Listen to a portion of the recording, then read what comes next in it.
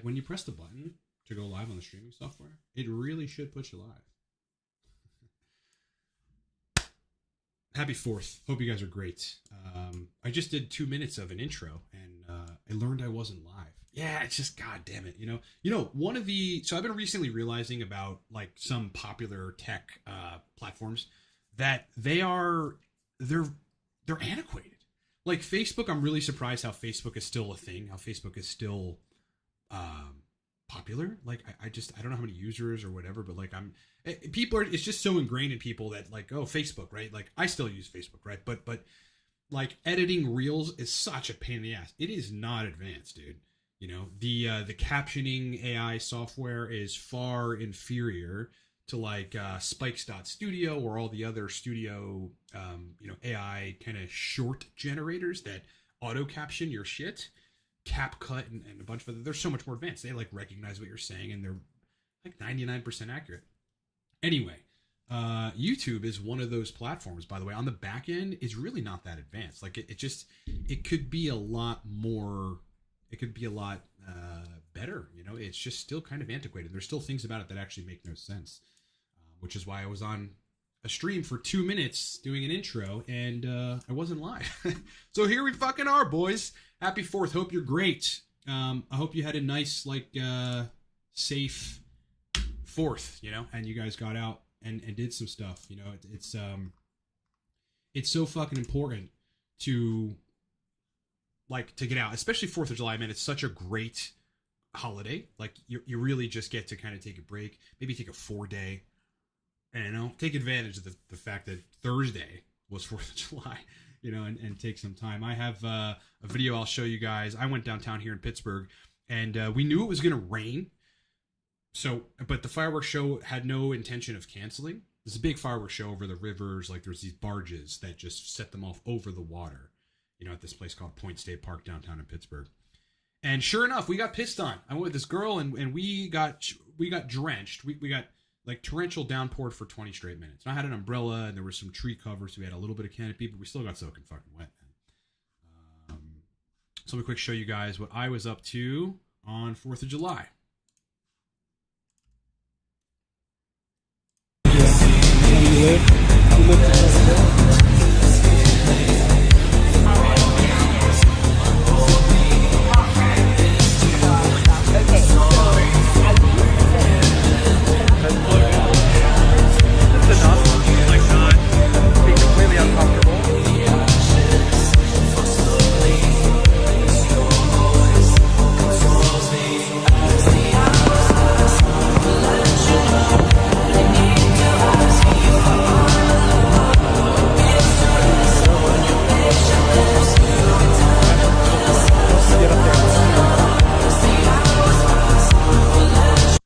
Then we finally made it out of there. We finally made it the fuck out. And the show went on. That was the critical part. It's like if the show had been if it rained on us and the show was canceled, it would have been just a terrible day. But the show must go on.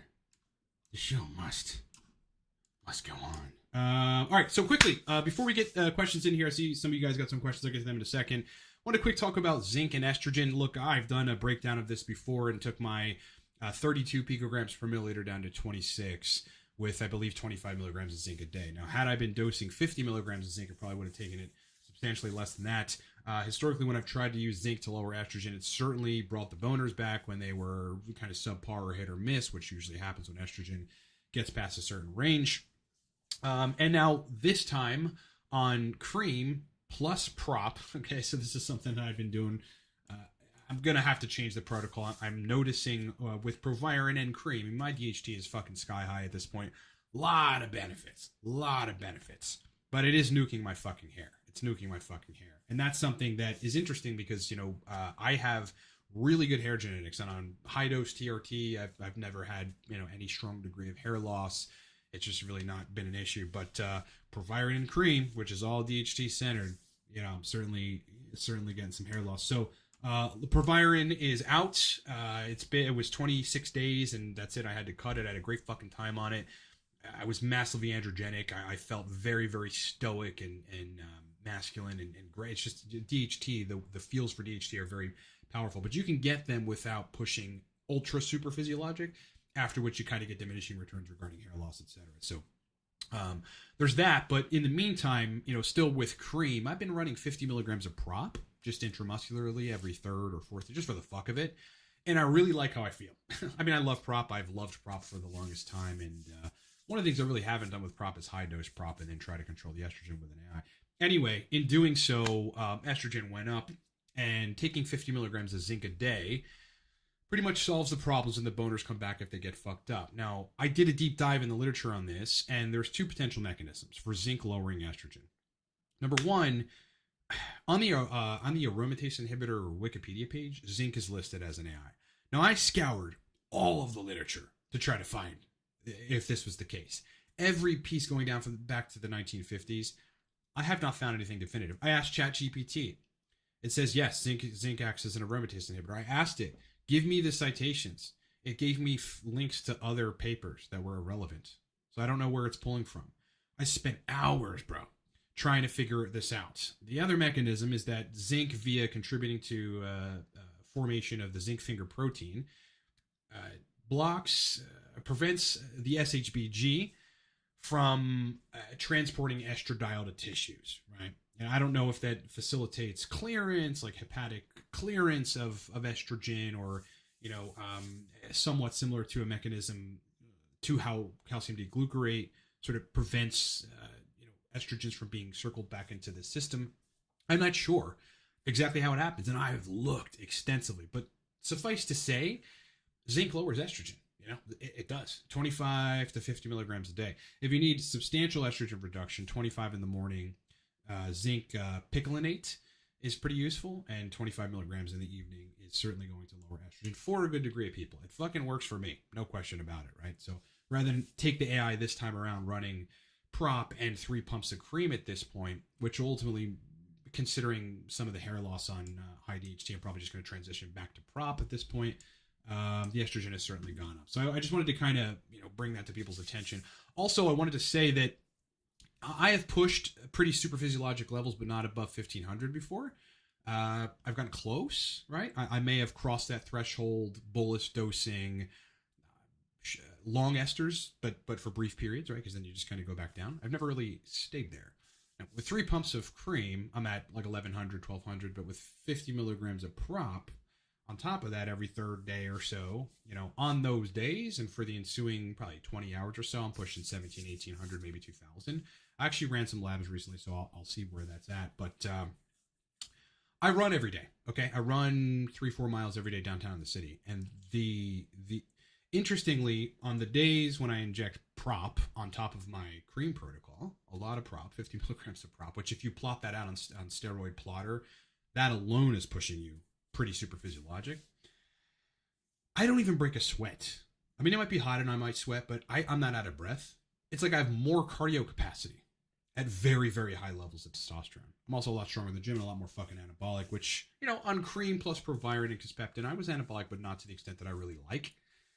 So I'll end up probably changing my fucking protocol. Again, I don't suggest people do that. I can dial protocols in the matter of a fucking week. Right, so people shouldn't be doing that unless you have dialed many protocols in.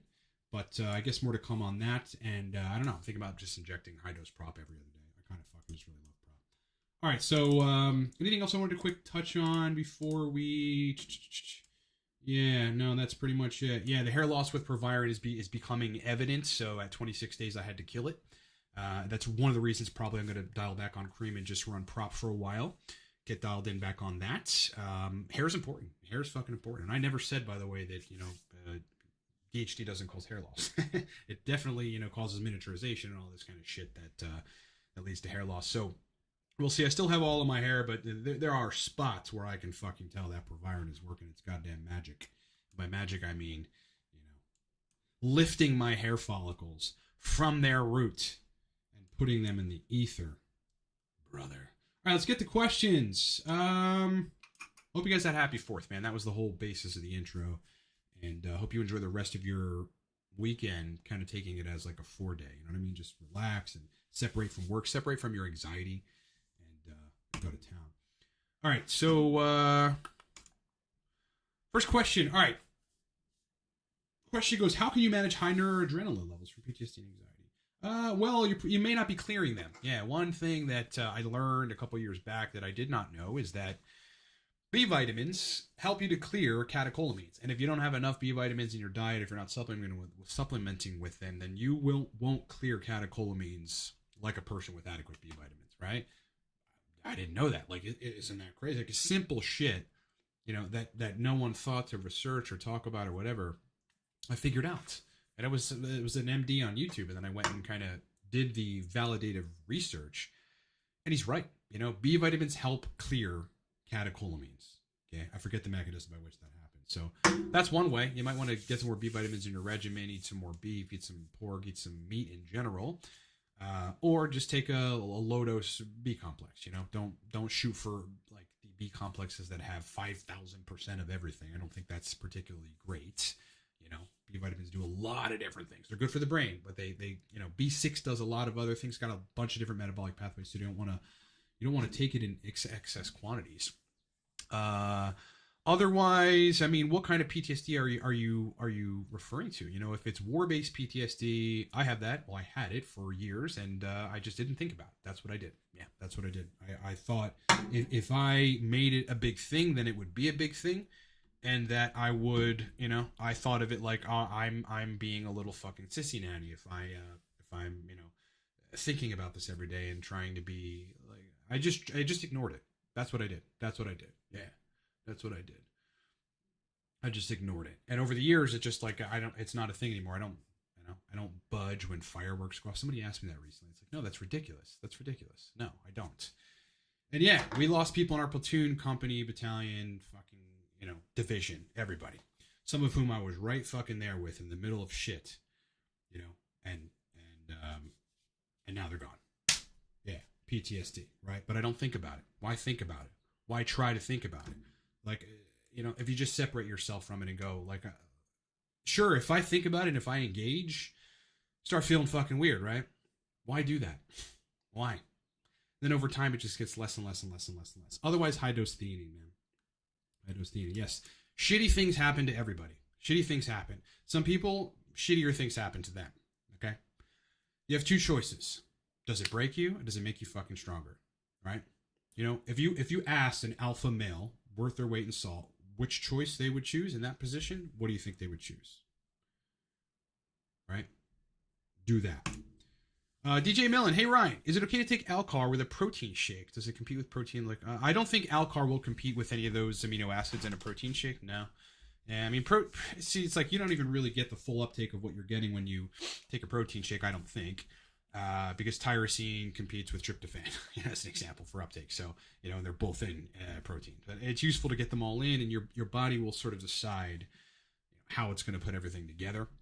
I do not think that acetyl L-carnitine with a protein shake is going to be problematic. Yeah, I think that if you took Alcar by itself and how it affects you, like I know 400 milligrams kind of turns my brain on for like 5 hours, like in a better way than baseline, just a different, more optimal way than baseline.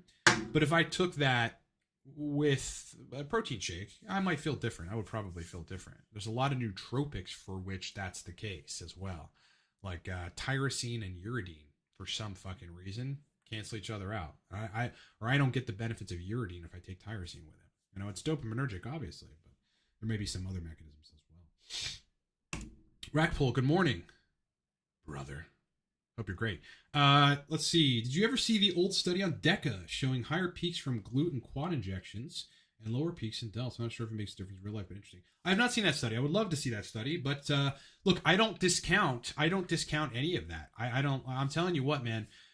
In my tenure of dealing with people with TRT, I've seen a lot of really weird shit that the Redditors or what is ultimately a smaller vocal minority of people that are saying sub-Q microinjections every day or whatever would probably not believe, because their minds are so shallow and closed on this. They just see like what's repeated as gospel and they go, that's it, nothing gets in, nothing else gets in. They also don't see clients. They have like the smallest perspective on it all, which is crazy because they're so confident about what they think.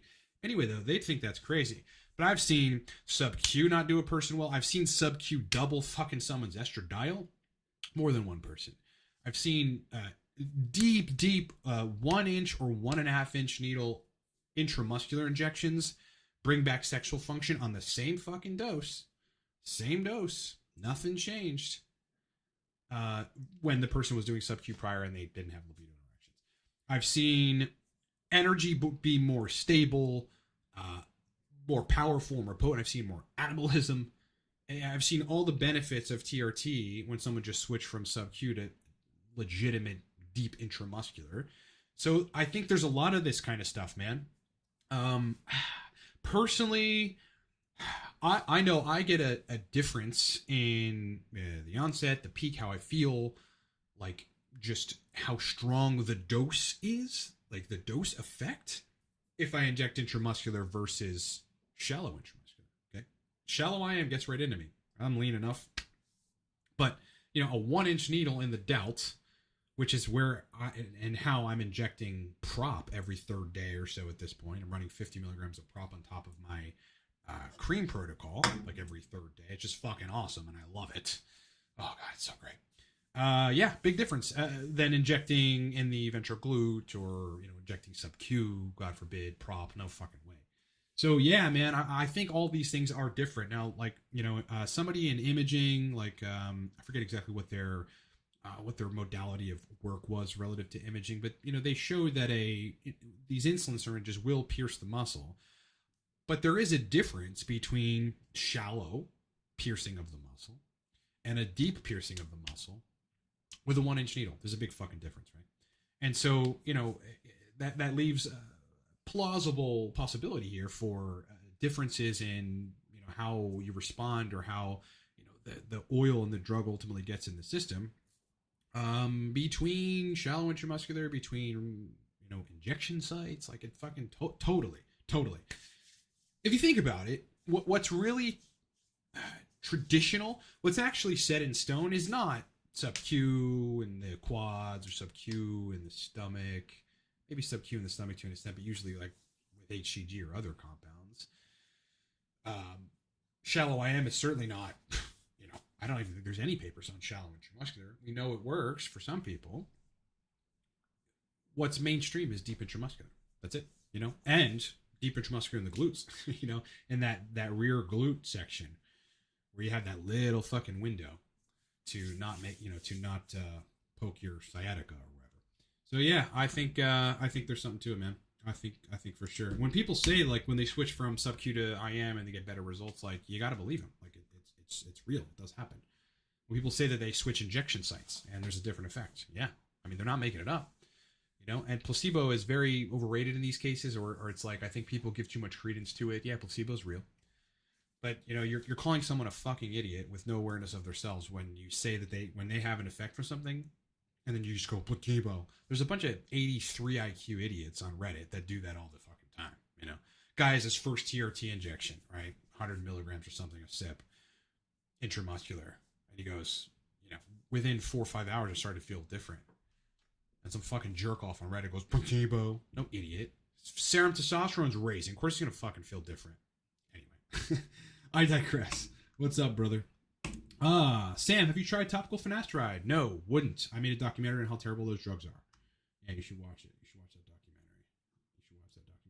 And by the way, I just wanted to say, apparently Hair Cafe had some copyright strikes against his channel. I don't, and he thinks it's PFS people that are upset with him and whatever. And sure, they have a right to be upset with him. And then I think there was some discussion about Kevin's channel maybe being banned off of YouTube.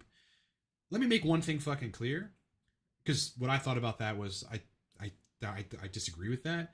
Whether we agree with what Kevin Mann says or not, whether he has caused people to go on finasteride and then get PFS, which he has, whether he's caused pain in people's lives because of his myopic view about these things, whether we like him or not, he still should be allowed to say what he says. That's it. Okay? That's America. Okay? Right? That's his speech. Kevin should be able to say whatever the fuck he says. And other people should be out there refuting it. Like me and other people, right? That's all. So as much as we don't like what Hair Cafe has to say, I don't think it's the right idea for YouTube to ban his channel. So I don't know what's going on with that, but I guess we'll see. But no, I would not try topical finasteride or whatever. I'm just dialing back from the DHT stuff. It was really good while it lasted, man. Really, really good. But I'm certainly starting to notice, even in my good hair genetics, that there's hair loss that's coming about. Brother. Ronnie No Legs. Is there a protocol to shrink what feels like the beginning of slight gyno? That is a hard one, man. Yeah, you'd be better off talking to the bodybuilders about that, because they would probably be suggesting things like tamoxifen to do that over time. But I can't give credence to this, but one of the more older sort of primary characters on the TRT and hormone optimization YouTube channel named Danny Bossa, who hasn't done content for quite some time, but was very vocal about many things regarding TRT, has done a piece of content on his experience with gyno, and ultimately continuing to sort of stepwise and somewhat of a slow fashion raise his dose of testosterone into the 250-300 milligrams a week territory, at which point the gyno shrunk, and estradiol sitting at 60 or something at the time, picograms per milliliter. Now, so basically the takeaway there is maybe raise your dose if you're on TRT, raise your dose and see what happens. Ultimately, I know that's kind of playing with fire, because above 80, 85, you really might have some gyno problems, or at least the chance to have gyno, and that typically happens in people that go that high for too long if you're susceptible to it. But I think that what Danny's experience might show us, if it's true, if he's being honest, and presumably he's honest, we hope, then that the TDE ratio in like testosterone in a much favorable disproportionate amount compared to estradiol shrinks gyno, right? Or may make gyno better. I don't know what is in Danny's supplement regimen at the time. I don't know if he's still running that dose. I don't know if he's running zinc. Some of the other people on the TRT and hormone optimization channel have said that Danny likes zinc, and zinc lowers estrogen. Right? It does. So maybe Danny's running zinc. It's just a combination of that, lowering estradiol to an extent, not with an AI, so it doesn't rebound and aggravate the gyno.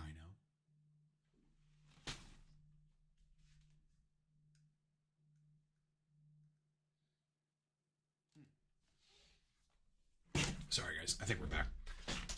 And that extra testosterone maybe it may have some suppressive effect on the gyno. It's a really difficult one for me to tell. But yeah, otherwise you might be looking at estrogen receptor blockers for that. And I wish you the best of luck. But also make sure it's not fat. Make sure it's not fat for sure. Like during COVID, man, I was in a bad relationship, and then COVID happened. Gyms were shut down. I was drinking too much. I looked like shit. And this was like 2021. I looked like shit, bro. And I was overweight for sure. And so like it probably looked like I had gyno, but I didn't. Right? I was just overweight. So maybe that's it. All right, Dark Fitness, mineral balance with D3, K2, calcium and magnesium. Calcium when taken with magnesium at night helps sleep, but gives me horrific smelling gas. Interesting. So the calcium is doing that. Yeah, it's doing something to intestinal microbiota, possibly. Love the D3 benefits, but there's something weird going on here. No gas without calcium. Yeah, calcium carbonate, potentially. I know that interacts with stomach acid to some extent. And so that is likely the interplay. It's a difficult one. That sounds to me like you already have pre-existing gut problems, do you or do you not? Because I think that would at least,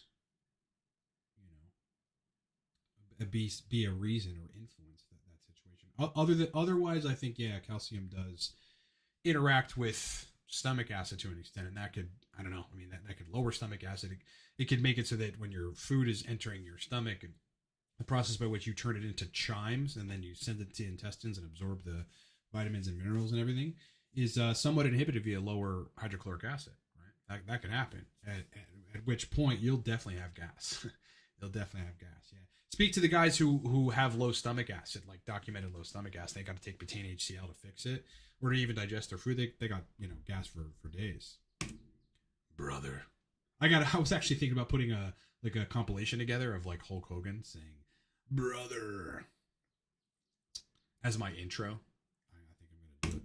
Walter, thoughts on DL-phenylalanine to help with mood elevation? Yeah, I think it's pretty epic. 200. See, like I respond very positively to dopaminergics or catecholaminergic compounds, and so for me, like 200, 300 would make me feel pretty fucking wired. But everybody's different, so I mean, 200 to 1,000 is what I would suggest, and then kind of find where you sit, where you don't have excessive stimulation, where you feel uncomfortable, and where life is not fun at that level of excessive stimulation, you know, and just go below that. You know, you're gonna have to experiment, and you probably will feel a little shitty because you might cross that threshold in trying to find what works, where that threshold is. But yeah, that's what I suggest.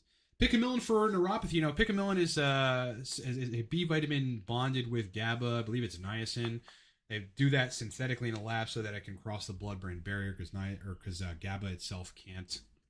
And so, yeah, I think that would actually be pretty useful. Yeah, for that, I think so. Yeah, I mean, neuropathy. GABA is always implicated in neuropathy, whether it's high-dose B6 induced neuropathy, which is always caused by a GABA deficiency in the presence of high-dose B6, or it's some other thing that causes you neuropathy or neuropathy-like symptoms. GABA is always involved, evidenced by the fact that GABAergics are usually prescribed for those cases to people. So, yeah, I think picamillin's a strong, powerful compound. I've used it in client work for years and years, and it's been very fucking effective for what we wanted to do.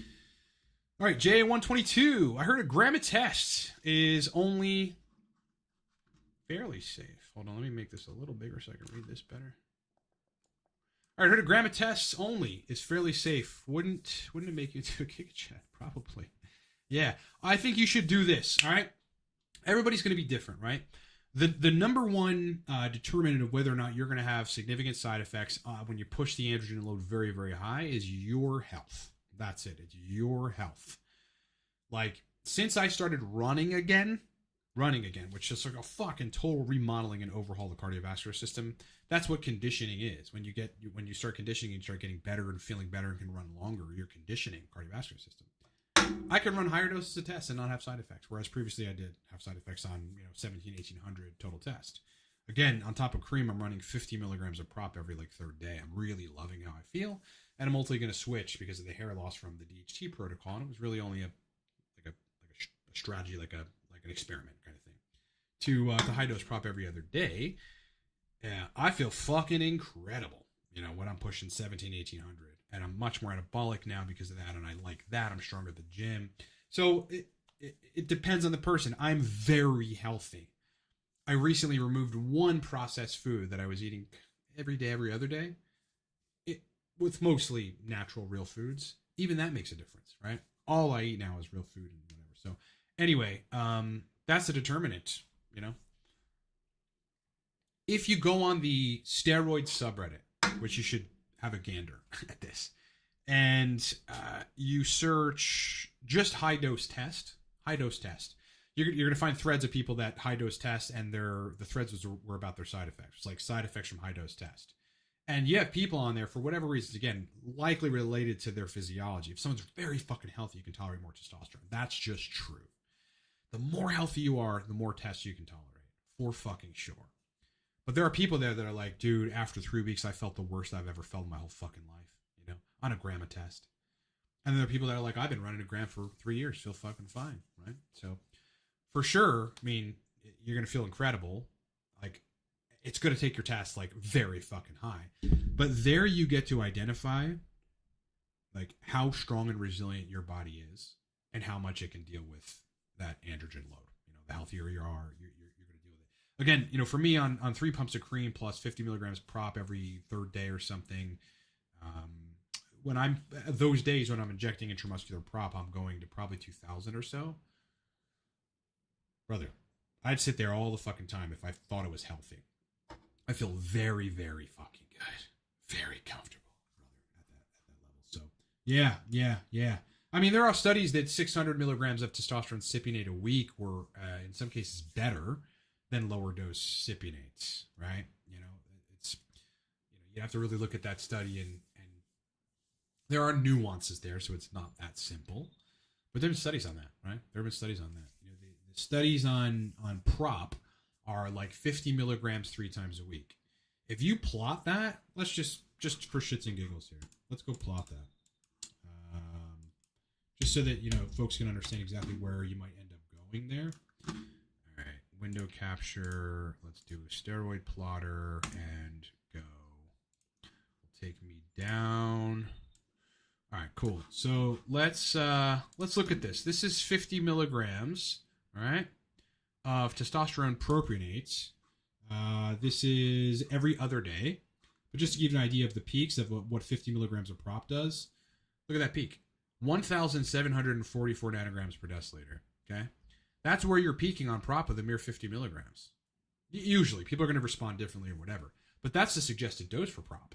And prop was studied and used as TRT before anything, before cypionate, before anything. You know, cypionate and anything came around the scene like 1960s or something, and then basically overcame prop because it was easier and it was a longer ester and you didn't have to inject as much. But this is what people were doing prior, bro. Right? And there's all manner of studies on it. So it's not that it's unhealthy to go to 1,1800 nanograms per deciliter or even higher. I would argue pushing 22, 23, 2500, 3000, you know, if you're not controlling your fucking blood pressure, that's profoundly unhealthy. Same with 1700 if your blood pressure is not great. You know, again, I can tolerate this. I'm pushing probably 2000 when I'm running prop on top of cream. But I run 3 miles a day. I go to the gym in the morning. I don't eat shit. I don't drink. I don't smoke. I'm very healthy. So it really all depends, man. It's going to depend on how healthy you are. You know, there's a reason that there are guys like Dave Lee out there that make like entire YouTube channels based on the notion that there are things you can do in order to tolerate more testosterone. I mean, that guy talks about that more than anyone, and I think it's true. So while safe, it's situationally dependent, man. Depending on your physiology. Sam, any idea what the mechanism of phenibut that enhances sex? Lasting longer? Well, yeah, I don't know if that's an enhancement, but if you consider it an enhancement, all good, brother. But, I mean, that just tells me you're increasing prolactin. Yeah, that's what that would tell me. But GABA, I mean, you got heavy GABA B receptor binding here and activation. And so that is always kind of antithetical to the sexual system. It might help libido. It usually is not very great for EQ. And yeah, you might be lasting longer. Yeah, man. I think that you probably should look at prolactin in that case and see if it's rising. Because that right there will make you last longer. Dude, cabergoline, when taken in small doses, like I've used it many times just to get prolactin down, just to see. And first of all, refractory period is so much fucking better, right? But secondly, like you with dopamine agonists like cabergoline, you could induce premature ejaculation. That's happened to me. You know, I've had to like fucking pull out. Like, dude, I'm gonna come. I have to fucking pull out because cab takes prolactin down. It's so fucking powerful. So the opposite is absolutely true. You know, when prolactin goes up, you're going to last a lot longer. And it's not always great. Prolactin gets past range, you're either going to have a very difficult time climaxing, you have to fucking focus on it, or you're not going to climax at all. And it's going to be terrible, and the girl's going to think, you know, it's her problem and whatever. It's a pain in the ass. That happens. So yeah, probably prolactin, bro. But I wouldn't suggest it. You got to find the balance. You got to find that balance where, you know, you're not ready to climax in 5 minutes so that you can actually please a woman, but that it doesn't take you 30 minutes focusing to climax. It's not a good place to be. Lotfi, hey Ryan, I've been on HCG for a couple months now, and I'm back 90% testicular side for TRT. Great. Anything else you suggest for someone who wants more enhanced boys? No, zinc. Yeah, zinc. Zinc has a lot of interplay with testicular function. Off the top of my head, like I actually was just reading a paper yesterday on it. Like that's what I do at 11 p.m. I'm reading papers on zinc relative to testicular function and fertility, specifically semen volume. Okay.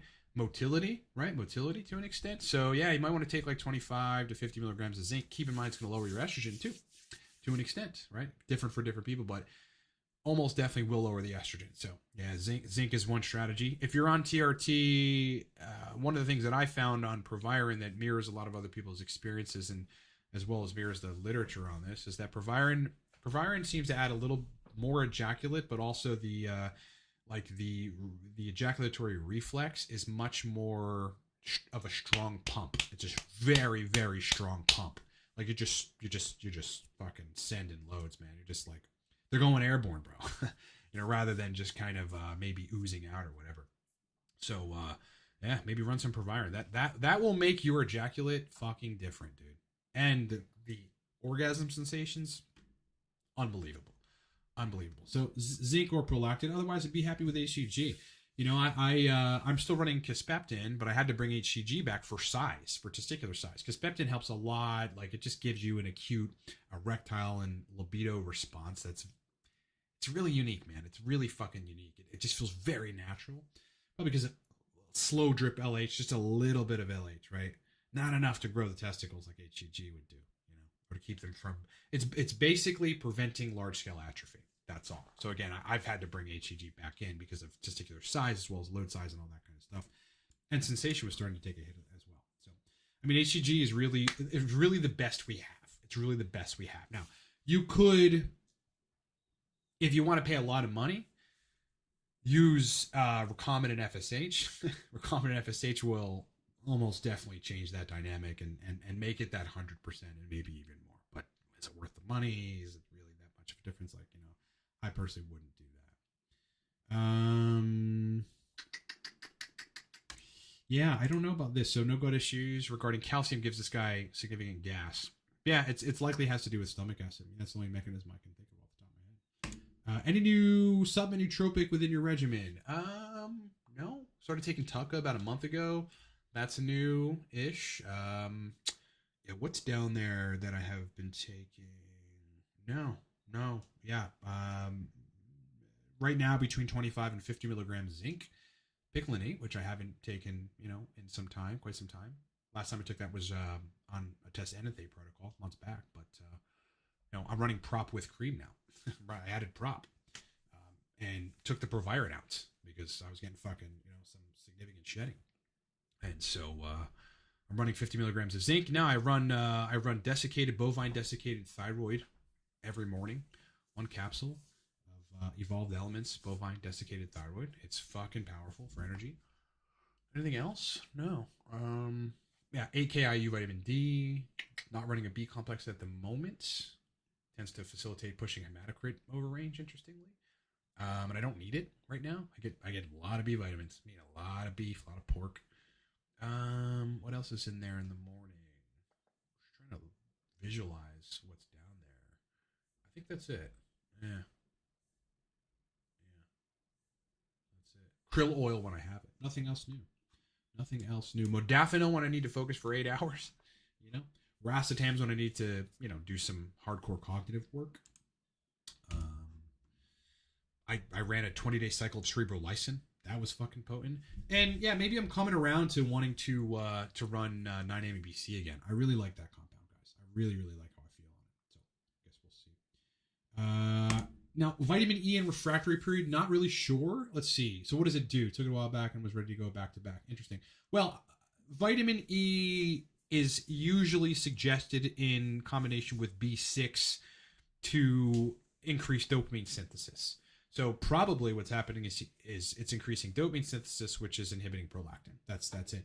Any positive effect, any negative or positive effect on refractory period is almost always prolactogenic or prolactin mediated. Yeah, that hormone is so much more important than people think to have in the right range and to not have over range that it's fucking crazy. It's crazy.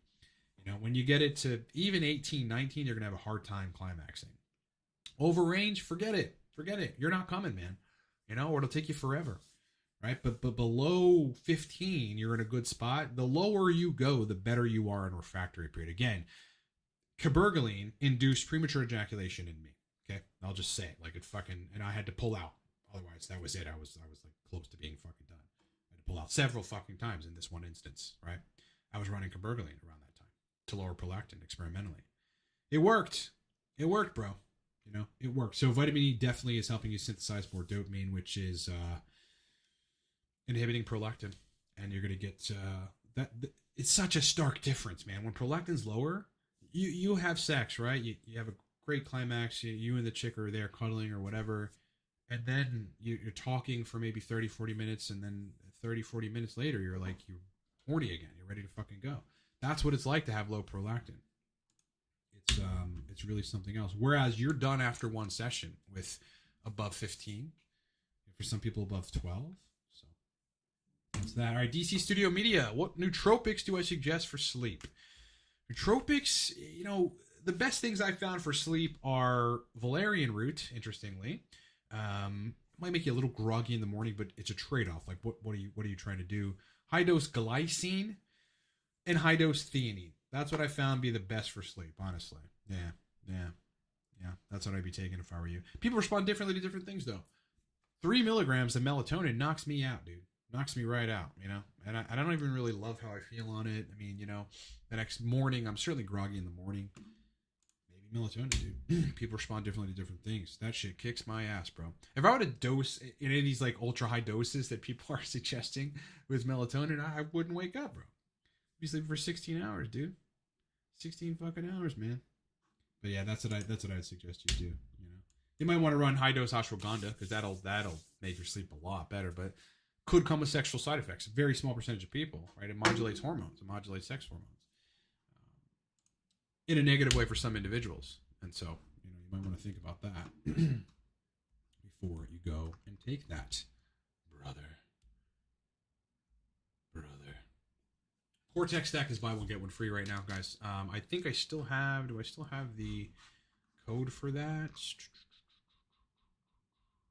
Yeah, there it is. That right now is we still have bottles to move of this, right? So I said there was a certain amount of bottles that we had to move at buy one, get one free for this special. I added an additional 50 bottles on it. So we still have an insane deal on this product. Yeah. If you want a nootropic that turns your brain on right away, and that you don't have to go all right, go to Nootropic Source and buy a bunch of powders and fucking deal with powders. Just buy a pre-made stack that's good. That's built by a biohacker. That's Cortex. Buy one, get one free right now. That's the code. That is the code. I hope you guys had a happy 4th. I don't know what you did. Hope you saw fireworks, man. That's what 4th of July is about. I couldn't imagine 4th of July and not seeing fireworks. You just couldn't imagine that, bro. I went downtown in Pittsburgh, and the show is always just amazing. It's just incredible. Grand finale is incredible. Now, it rained on the whole city for 20 straight minutes, and everybody got drenched. We all got drenched. But there was something really cool about it, because we were all together getting drenched and being uncomfortable. Down in the middle of Point State Park, which is out in the open. There are a few trees. So it's not like we could really get much canopy, and everyone was under them as the rain. There's 10,000 people there, 20,000. I don't even know how many. So many, the whole city there. We all got drenched together. It was all uncomfortable together. But then it stopped and we got to see the show, which was great. Any other questions, guys? If you got them, post them. Post them about TRT. Post them about nootropics. Post your questions about libido, sexual function, erectile function, brain performance, killing it as a man. All right, Chris Doherty. What's a good TRT clinic? Most seem to want to sell cookie cutter regimens. Yeah. I would go with Defy Medical. Yeah, that's what I use. The great thing about Defy is not only do they not initially prescribe cookie cutter, well, they may initially if you're brand new. And there's good reason for that. Some people need 200, 250 of tests a week. Yeah, more people than you think.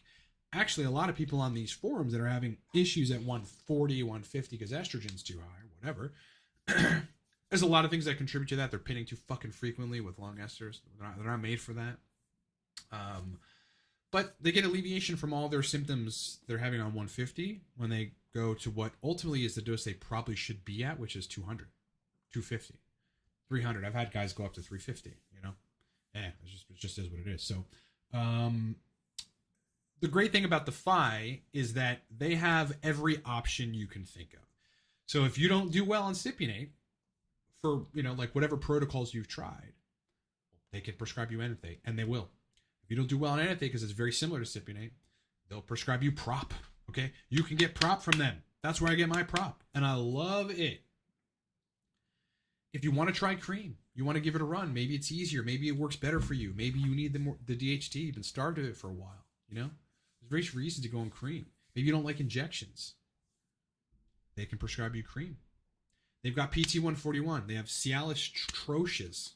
You know, you can put them in your mouth. They have like sublingual fucking Cialis. They've got combo Cialis oxytocin. They've got everything you can think of. So Defy Medical is probably one of the best clinics in the United States. Now, the consultants there don't give much of a shit about your protocol, like how good you feel or whatever. Like they'll help you to change what you want to change, but it's really up to you, and that's kind of how it should be. You know, they're not going to dial you in if you're having inadequate sexual function. They're not going to. They might suggest this or that or whatever. PT-141 usually, but you know they're not going to help you to dial that in. They'll give you some suggestions, whatever, but it's up to you. But the greatest part about them is, you know, they kind of let you run with what you want to run with, so long as you're doing it safely and you're providing them labs. You know, like again, they gave me cream, they give me prop, they shipped me enanthate. You know, they'll give me basically what I want, and if I'm trialing cream for a month, you know what I mean? They don't care. As long as your bloods are good and you send them to them, they have it all. And ultimately, they want to make money. So they're going to sell you whatever the fuck. So Defy Medical. Yeah. Defy Medical is probably one of the best clinics in my opinion. I don't have experience with many other clinics, but I mean, I have clients that do, you know? And I have experience with Male Excel, which is a shitty clinic ultimately. They have Cypionate and Clomid. They have HEG or anything. Can't get shit from a compounding pharmacy. So it's like, what's the use? All right, thoughts on post-Lion's mane syndrome? Is it real? Oh yeah, it's real. It's real. That's what Russo is dealing with, man. Russo was dealing with. May still be dealing with. We don't really know if he's fixed, but yeah. It inhibits DHT, man. It inhibits DHT. It's that's documented now. Yeah, it was hard to find, but now it's documented that it's a 5-AR inhibitor. So. Yeah, but it's not very strong at doing so. So then again, some guys take one pill of finasteride and have PFS for 2 years or longer. Unclear how the fuck that happens, but you know, again, these enzymes, these 5-alpha reductases they do more than just relative to DHT. Mineral corticoids, glucocorticoids, GABA A receptor. They have all this interplay with a lot of different biological systems. So, you know, I think people that are already kind of predisposed to have things go wrong, possibly because of shit that they've done to themselves, are much more likely to have problematic responses to lion's mane. If I would estimate, you know, the amount of people that go on lion's mane and have like PFS-like symptoms, probably like 1%, 2%, something like that. But that's still an amount of people.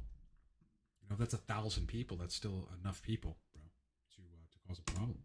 Bench shape. I think 70 milligrams test prop every other day is going good. Thanks to you, I tried it. Wow. What are your favorite injection sites on doing it a day? Holy fucking crap, man. That's great. Delts. Yeah, I'm injecting in the Del. I'm running 50 milligrams every third day or something. Yeah, third day, every fourth day. Depends on how I feel. I really like how I feel on very high testosterone. And now that I'm running and most, if not all, of the long COVID, which was also preventing me from very high dosing test and feeling good, is solved. You know, I can tolerate, you know, a lot more tests now. And so I'm pushing probably 2,000 on the days when I run prop, but 20-hour half-life. In 20 hours, half that's out. That's what's so great about prop. You can feel what 2,000 nanograms per deciliter feels like, but you're not staying there, right? Which is a good thing for your hematocrit, among other things, right? It's a great thing. Estradiol as well. No, it's really fucking good. So, yeah, this is cool, man. This is really cool. Yeah. Again, like it's music to my ears when people have listened to the low dose evangelist, you know, Ryan Root's phrase term on the subreddits about TRT, like don't go above 150, 200 is a cycle. That's not TRT. That's steroid cycle. This other horse shit. For some people, 250 is a fucking TRT dose, man. It's TRT to them. They're not trying to be on steroids. They don't care. They want to get symptom resolution of their sexual dysfunction or their fatigue or their energy problem or their lack of anabolism. You know, maybe it's just some people need more testosterone to be as anabolic as they need to be. You know, some people genetically or otherwise like just have a better response to testosterone. Androgen receptors have a lot to do with this, so you know, you never know. But yeah, I got a guy in 100 milligrams every other day. 100 milligrams. It's 350 a week, bro. Feels fucking great. Now he doesn't peak as high as steroid plotter thinks you would peak on that. For some reason, he just doesn't peak, you know, as high. 100 milligrams every other day, steroid plotter peaks you at like 23, 2400. Then you're back down to probably 1500. You don't trough very low, but you do trough. People just respond differently.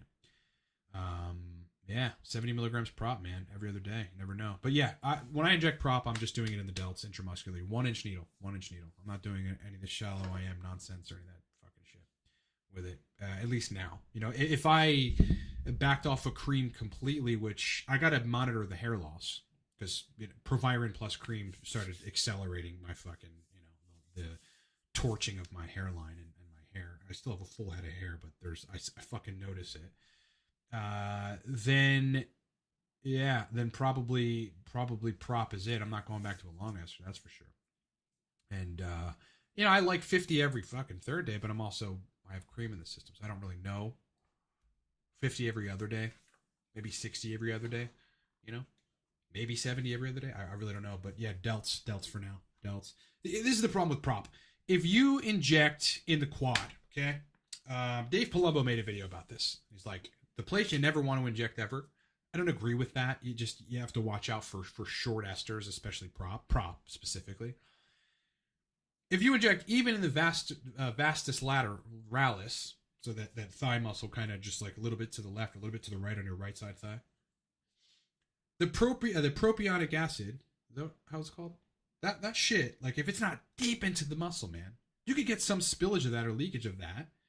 And that shit burns tissues. That's what PIP is with prop. Okay? It's not great.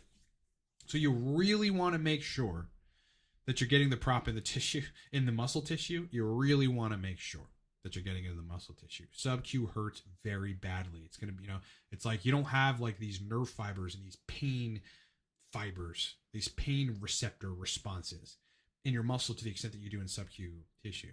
Okay? So yeah, if you inject in your quad and you do it wrong, you're not going to be able to walk for a fucking week. You're not going to be able to walk correctly. You're going to be walking with a limp. Like you have a problem, you have a fucking knee injury or something. So you got to just be careful with that. I'd say glute, ventroglutes, and delts, right? If you want to be super safe, delts, you got to get it. You got to get in the right spot. How they do in the medical field, it's like they find the spot. It's a small little triangle. They use their fingers like that, and then you're basically right in the middle of that spot. Right there is where you want to inject the delt. Like right there. Right there. Yeah. Be a lot better off. That and the glutes. Question. Jeff, how much lactoferrin did you take and it increase your iron, brother? What was I taking? 200 milligrams a day? I don't take it anymore. I was taking it to aid in... there's a mechanism by which it helps people that have long COVID. And yeah, again, I dealt with some pesky fucking symptoms with long COVID for a while. Luckily, I was able to just supplement the negatives with other things. Like I was able to function and be good for most of it. In the beginning, I felt very fucked up for a while, but then I was able to just live my life and be normal, largely. But lactoferrin, yeah, was pretty helpful for making me feel better. But it did increase iron to an extent, but nothing significant. All right, androgenic cap, which is good for PFS in your opinion? Least to strongest, HCG, DHB, or Proviron? Okay, DHB has never been proven anywhere. I've never seen it in any of my client work. I've seen people talk about it on the internet. I've seen people that come to me for this and say, I want to do the DHB, and they keep talking about it. Dude, that's not a solution for PFS. It's not. I mean, I don't know why people say that it is. Maybe they know something I don't know, but that's not what you do for PFS. That's not what I would do for PFS. And neither are, it's like all these things are good. It all depends on the person, It all depends on you. Like, to give you a general protocol, you should definitely be on TRT, right? I would be on a short ester because I just like them, like prop. And you can control the protocol a lot easier, dial it in a lot easier. Dial in how you feel a lot easier. You're going to get a better testosterone estrogen ratio, less estrogen sticking around via the trough. So libido, erectile function, it'll be a lot more likely that you'll have a better time in those arenas on prop versus long ester, unless you do it a long ester as intended, like once a week or once every 5 days or once every 4 days or something. Plus HCG, so TRT plus HCG, because you're going to want the testicles functional. Even guys that are on TRT that don't use HCG, they'll have a lack of full libido or full sensation or full climax ability, climax sensation, load size, me included. Just TRT alone, sure, beautiful woman next to me, everything works, I'll have sex. It's not as pleasurable as with HCG. It's just not as pleasurable, right? So you're going to want TRT plus HCG. But in your case, 25 milligrams Proviron a day. 25 milligrams Proviron a day. Yeah. Maybe low-dose Picamillan in the morning to get you some brain-available GABA, which is heavily affected in people that take finasteride. GABA is significantly affected. So of those things, I wouldn't approach it by like taking them individually. I don't know if like the way that I've talked about it has made people think that you should just take one or the other, but rarely is the solution to your long-standing sexual dysfunction or otherwise physiological problem going to be solved by one thing. That's a myth perpetuated by people that have some of these conditions, this and PSSD, in the forums. Have you tried a inositol? No, I haven't fucking, like, inositol's not doing shit. Have you tried SJW? It's not doing shit, man. You need a comprehensive, complex, multifaceted, but synergistic protocol to get to the bottom of these things. And it's different for different people. That's the problem with PFS, There's a lot of similarities, obviously. Always androgens have to be in the picture, but once that protocol is dialed in, then you got to work on the neurotransmitter side. Yeah, you got to work on the neurotransmitter side. And fixing long-standing issues like GABA dysfunction. So I wouldn't try any of those individually. Remove the DHB from your brain completely. TRT-HCG Proviron would be the first step. Yeah, maybe some Picamillan. Tineptine is a little bit of a, I don't know. I mean, I just felt a little gross on it. It's fucking with opioid receptors, opioid receptor agonist, right? So I don't think that I like it. It's also not a nootropic. No. Yeah. I mean, the nootropic purists, like me, and probably like Tim Ferriss and Dave Asprey, the way that we think about them is like there's a group of 50. That's the racetams, the choline sources, Alcar. We group modafinil in there, but we don't think phenibut's a nootropic, and we definitely don't think tineptine is a nootropic. So, yeah, I don't think so. I don't think it's very good. Is Polygala tenophyria good for penile sensitivity from PFS? I don't know what that does. Or what do you think will help that's a nootropic? Nothing. Yeah, nothing. Again, was it you that asked that previous question? Yeah, maybe you didn't listen, brother. No singular compounds, dude. Nothing singular. This is the kind of thinking, and this is tough love, bro. This is the kind of thinking that keeps people sick for 12 fucking years. No one compound. When you see someone go, like on the forums, have you tried Mucuna? Tell them shut the fuck up. Have you tried Mucuna? It's a singular compound. You need a lot of stuff, brother. All right? You need a complex set of compounds, very targeted, that synergize with one another, that are fixing or aiding processes that you hypothesize are wrong, based on understanding historically what finasteride does, as well as what's wrong physiologically in the context of PFS. Right? This here is, it's like shooting at a target you can't see at nighttime. You don't want to do that. You don't want to do that. I don't know what that compound. I know Polygala to an extent, but no, that's not going to help penile sensitivity. No, sensitivity is controlled by a lot of things. Central mechanisms, oxytocin and dopamine. Okay, central mechanisms. In the penis, dorsal nerve and pudendal nerve. Okay, the signaling of neurotransmitters in those nerves, blood function, blood flow, etc., is largely mediated by the spinal cord. So it's more of a central issue. But hormones affect the neurology behind penile erection, ejaculation, sensation. Right? Okay. So you have to think of it that way. Not as if you're going to administer some oral supplement and that's going to help. No. It doesn't even work that way. It doesn't work that way, brother. How common is PSSD? I'd say it's not common. I'd say, yeah, it's in the greater scheme of however many men have taken, sertraline, less people than more have gotten PSSD from it, right? Like I think it's disproportionately that people don't get PSSD. But the numbers of people that do, or the ratio of people that do, is actually bigger though than we think. Yeah, it's bigger than we think. I think it is. Just because I get repeated PSSD emails, coaching, consults, just coming through all the time, right? Same with PFS. So it's more than we think. It's more than is documented for fucking sure.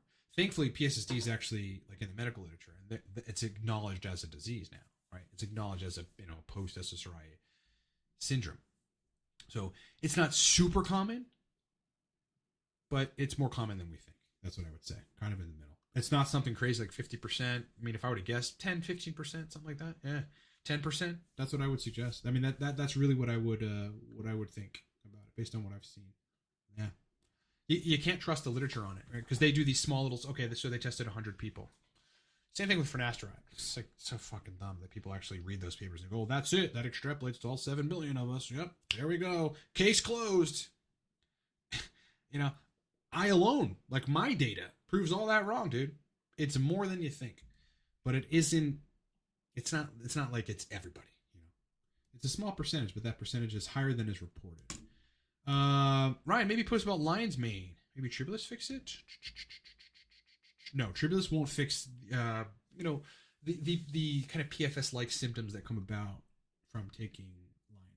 Definitely not. Can you mix C-Like and C-Max together? I don't know if you... Well, no, I wouldn't personally do that, no. Yeah, peptides, you want to reconstitute them individually with their own vials and then administer them separately.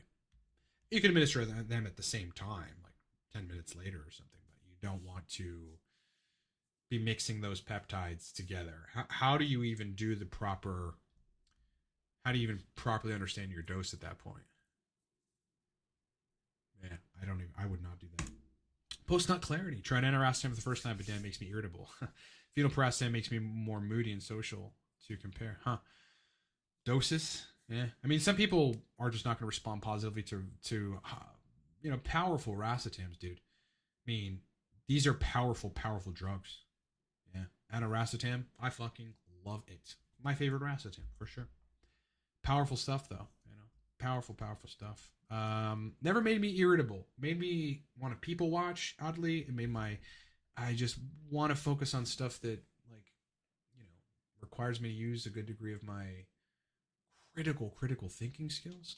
I really like aniracetam. I can hold a lot more in my memory. Phenylpiracetam is kind of more like just more like a 2 to 4 hour stimulant that works really well.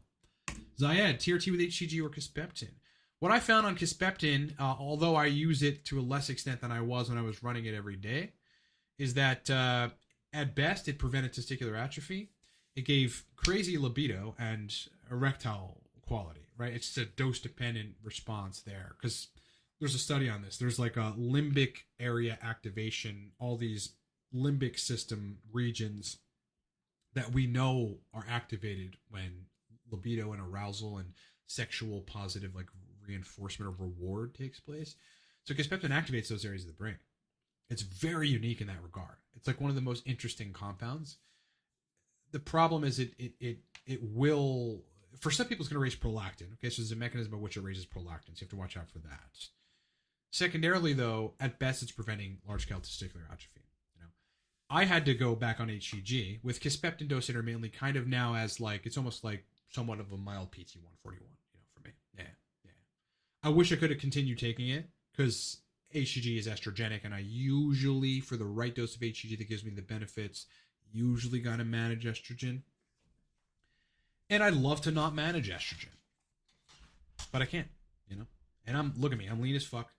My bloods are really good. Like, my organs function great. I don't have some ongoing, systemic inflammation.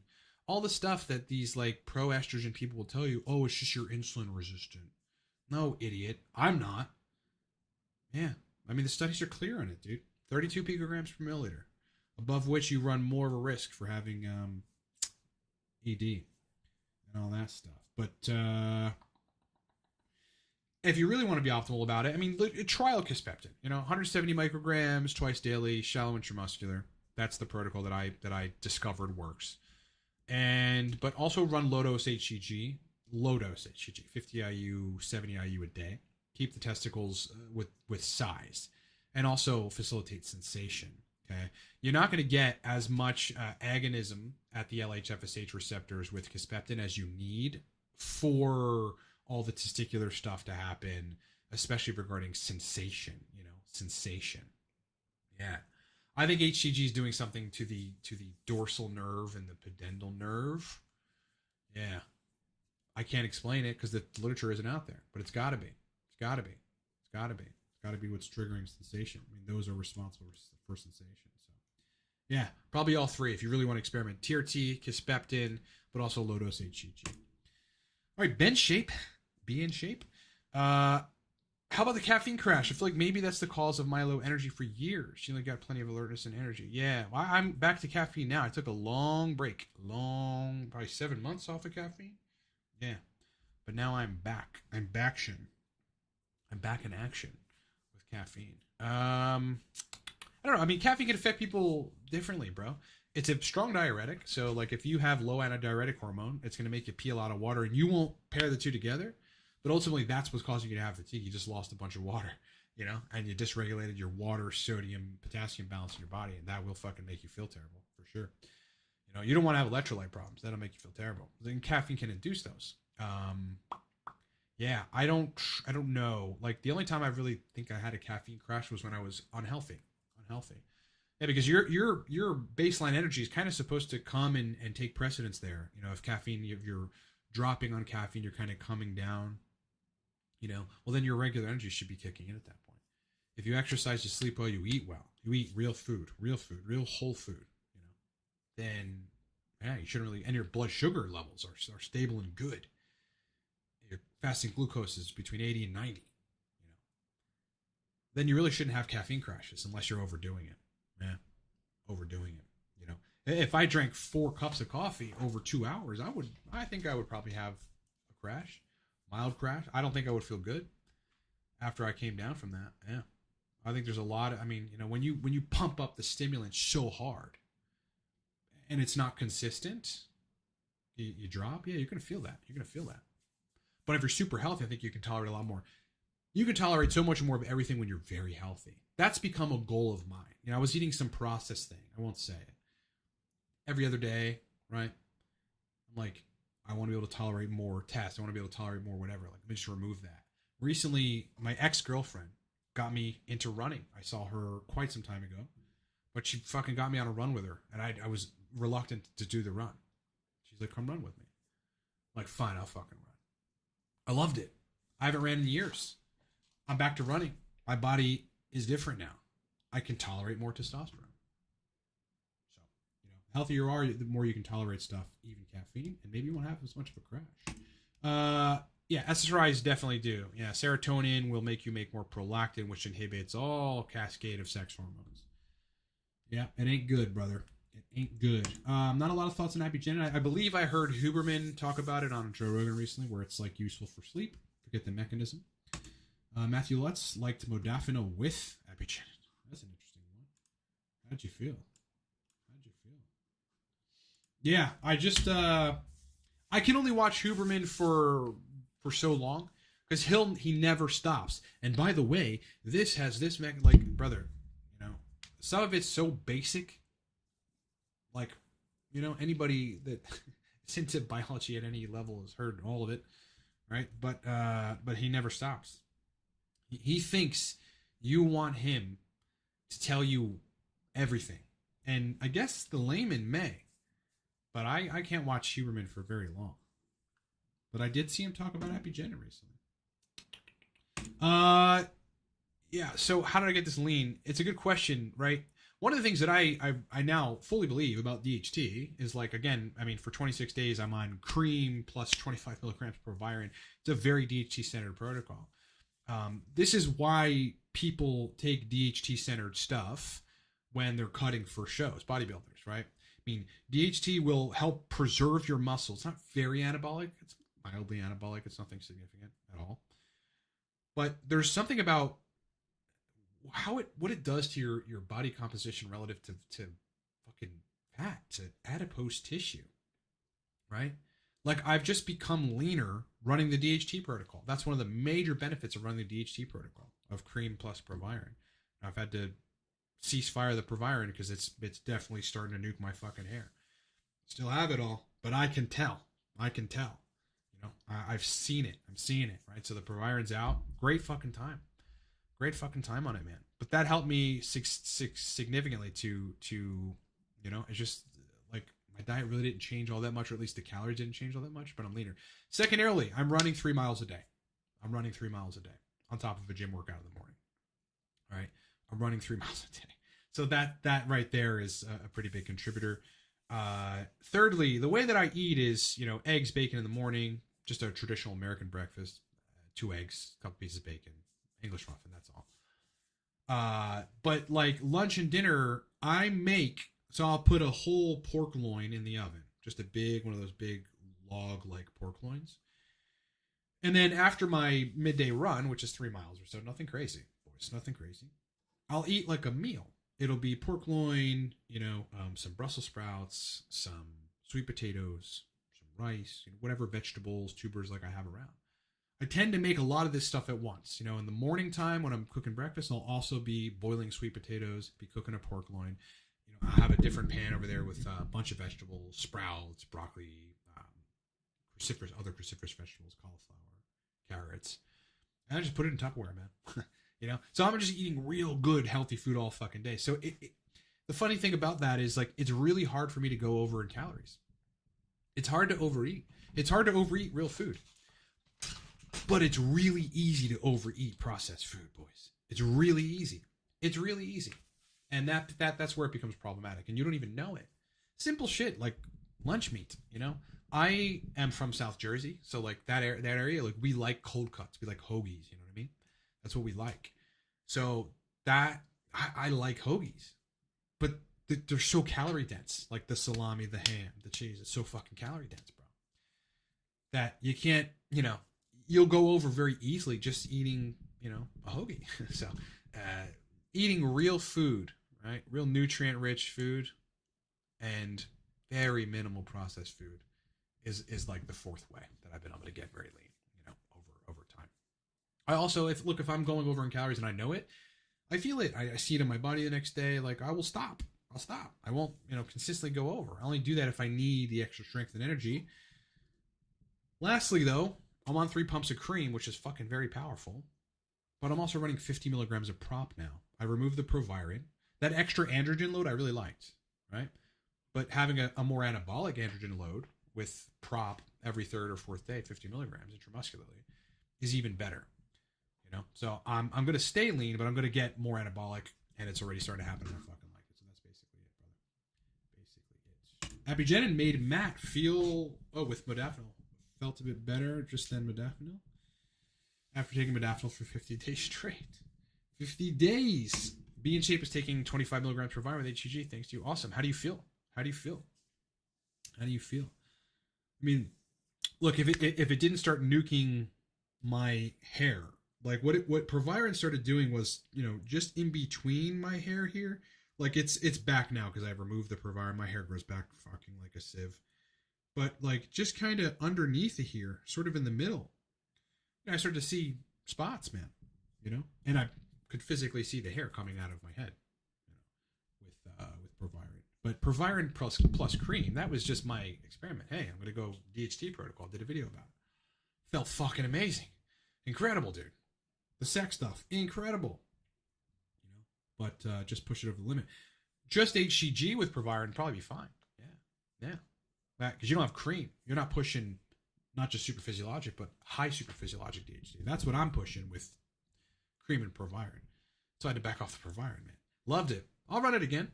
Just gotta let the hair recover, man. I love Proviron. It's fucking really good. Well, I don't really have a huge issue with white bread if it's sparingly dosed, sparingly consumed. Sourdough, you know, rye, like wheat bread, multi-grain bread, I guess. Like, yeah, I mean, that's it. Do I eat a lot of bread? No, not really.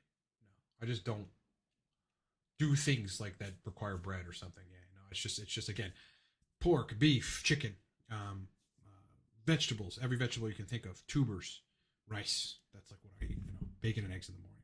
Oh, so yeah, English muffin. Not sure what kind of bread that is. Jason. Hey Jason. What's up, brother? Any thoughts on when to use finasteride versus dutasteride? Finasteride isn't working. Should I check DHT levels to see what they are before trying dutasteride? Definitely. Yeah. I mean, I would suggest taking those drugs, man. I did a whole documentary on the world of people that have ongoing persistent side effects from taking finasteride. Yeah, I've been the guy that sees them. You know, they call me, they do consults with me, they email me in desperation, and it's not fucking good, man. It's not good what happens, bro. So I think you really want to rethink what you're doing here. I think you want to rethink your approach, dude. Yeah, I think you want to rethink whether or not you want to inhibit DHT. You really do. Take it from me. You want to rethink that, bro. You want to rethink that. Maybe look into TB500. TB500, thymosin beta-4 synthetic. That'll help you regrow your hair if it's dosed long enough consistently, as far as I can tell. Yeah, as far as I can tell. Microneedling, like a derma roller, just small little needles, kind of rolling it on the area. You're just piercing the scalp. You're forcing some growth factors and blood flow to the area, which will help for sure. But I can't control what you do. I can only give you advice and tell you I've seen life-changing, life-altering, super negative side effects from finasteride of men that have come to me crying on Skypes. Yeah, you don't want to go down that route, dude. You don't want to go down that fucking route, bro. I've not seen a group of people more desperate to be better. I've not seen it, dude. But if you must, yeah, look at your DHT levels, bro. Don't let them go bottom down. But understand that finasteride does other things too, besides just inhibit DHT. And the 5-alpha reductases have other mechanisms as well that you're gonna need to watch out for. All right, best ingredients for stack that can best mimic modafinil, excluding phenylpiracetam. Damn, that's the one I would use. Well, aracetam and macunapurines would be pretty comparable.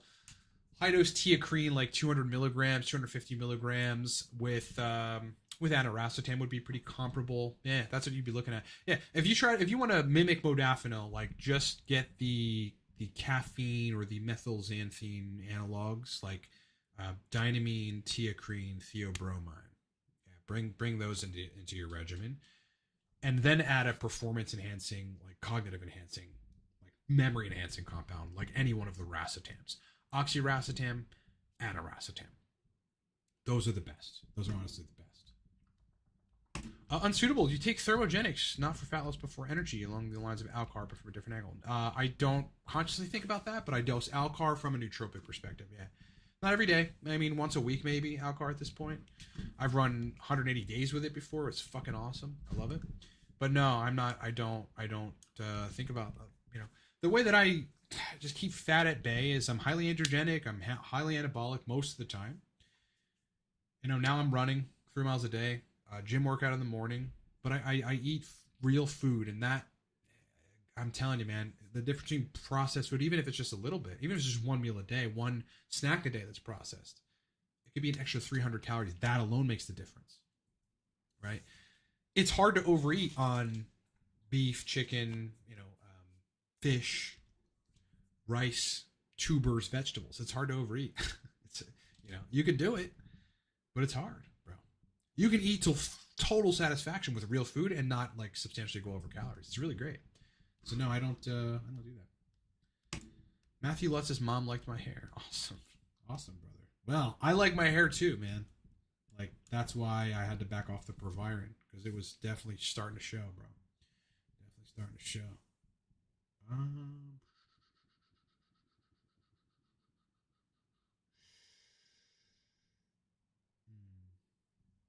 Yeah, I don't. My mic is always. There's always a problem with my mic, and it should not be. It should not be. It's supposed to be omnidirectional. It's set up for being omnidirectional, but it may just be when I go like this, Yeah. But we're gonna figure that out. The weirdest thing is sometimes my settings on my PC change. My audio settings change. They change. And I've done nothing other than unplug the mic from this PC and plug it into the gaming PC to yell at people on COD. to yell at other players and talk shit on Call of Duty. That's what I do it for. And then plugging it back in, the studio PC. The audio settings get fucked up sometimes. It's a real pain in the ass, bro. Then I got to go change them. Anyway, if you got any questions, hit me up. Those of you that just jumped on and didn't see what we were talking about prior, zinc for estrogen control. Yeah, it does work. Zinc works. Yep. Every time I've had estrogen, let's push in reduction in erectile quality from either just a high dose androgens usually, and obviously conversion to estrogen. Zinc has always recovered the erections. Yeah, it's really fucking powerful. Really fucking powerful for that. I tried to look in literature for hours and hours and hours. I even asked ChatGPT to give me references, and it couldn't. For zinc being a aromatase inhibitor, there aren't any. There's no definitive literature. Wikipedia says, though, that it is. I think it is to a mild extent, right? Heavy metals, there is a long paper on the effect of heavy metals on various physiologic enzymes. So, right, it's plausible to assume that it could be. But zinc via formulating the zinc finger changes the affinity for SHBG for estradiol to the SHBG, which ultimately means less transport of estrogen to the tissues, and probably that estrogen gets metabolized out faster, and that's why you have lower estrogen on zinc. But it does work. It does work. Zinc will lower your estrogen for most people, 25 to 50 milligrams a day. There's a bodybuilder / kind of hormone guy that I trust who suggests 25 milligrams twice daily. 25 milligrams with food in the morning with breakfast, 25 milligrams with dinner of zinc. If you really want to have a marked reduction in estradiol, yeah, when you're fucking with androgens or whatever, I needed to get it down. Compounds that shine with hippocampal neurogenesis, 9-MeBC. Yep, 9-MeBC will certainly induce some hippocampal neurogenesis. I think cerebral lysine as well would do that, but 9-MeBC definitely. You're likely to induce some hippocampal neurogenesis with the combination of uridine, citicoline, magnesium, every B vitamin, and DHA. Yeah, you're likely to induce some hippocampal neurogenesis by taking a combo of those things. Best supplements to wake up after 1 or 2 days without sleep. Modafinil. That's what it's made for, actually, for narcoleptics. So that's really what I would suggest. Yeah. I mean, you're gonna have to sleep a couple days.